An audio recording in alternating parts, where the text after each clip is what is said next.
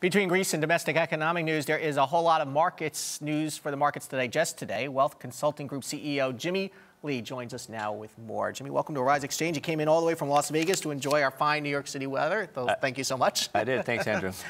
We just were hearing about Greece and how they have this new Friday deadline. When we're talking about Greece, are we hyping the risk here for U.S. equities, or is there really a shock that could be coming to the markets? No, I think it could be a real risk, but I think if it does happen, then the markets might go down temporarily, but I don't think it's a long-term issue, really.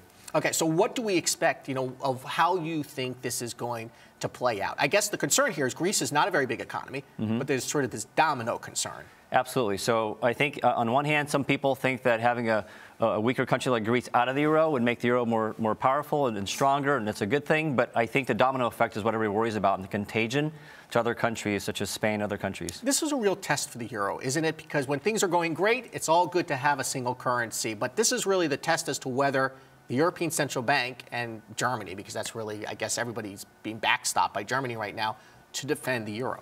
Yeah, I think that it's very important what happens over the next few weeks. I'm no predictor of what's going to happen. I don't think anybody really knows, but hopefully things will work out. I do believe that if it doesn't work out and Greece does exit the euro, it will potentially cause a major shock to the U.S. stock market, but again, and maybe on a short-term temporary basis. Okay, let's talk about domestic issues here. Yesterday, the Fed said no interest rate hikes for the time being, but there is some dissension in the notes a little bit.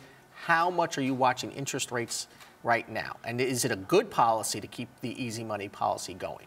Watching it very, very, very closely. And I think that, again, what's going on with the FOMC and how they decide to move rates, many investors and analysts are predicting a rate hike sometime in the summer as early as June. And so I think what happens in the minutes and the notes coming out of March is very, very important.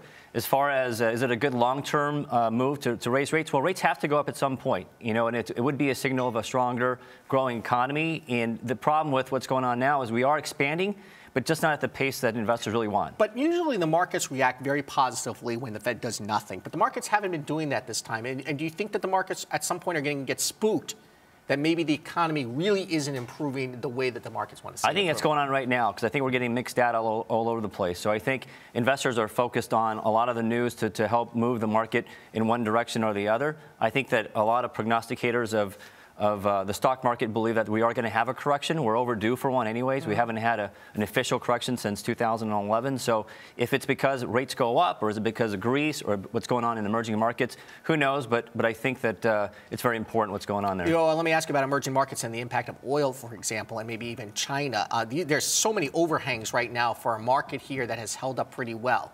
Yes, so we're watching China too. I think it's very important that China has a soft landing. But with oil prices coming down as much as it has, I think for the short term, it is a boost for consumer spending. And in a 70% driven economy by consumer spending, I think short term is a good thing. Okay, where do you put your money right now? You stay in equities for the remainder of the first quarter at least? I think it really depends on the kind of investor you are. So volatility can be a friend if you're accumulating wealth and you're younger. Sure. And if you can average into the market. If you have some dry powder out there and you're looking to invest, maybe buying on the dips is a good strategy. And if you're trying to protect your wealth, maybe adding some tactical portfolio strategies to your investments is a good idea. Okay, Jimmy Lee with Wealth Consulting Group, the CEO. Thank you so much. Come back soon. Thank you, Andrew. Appreciate it. And coming up is cold weather, the newest excuse for a slowdown in retail and housing. You're watching Arise Xchange. Stay with us.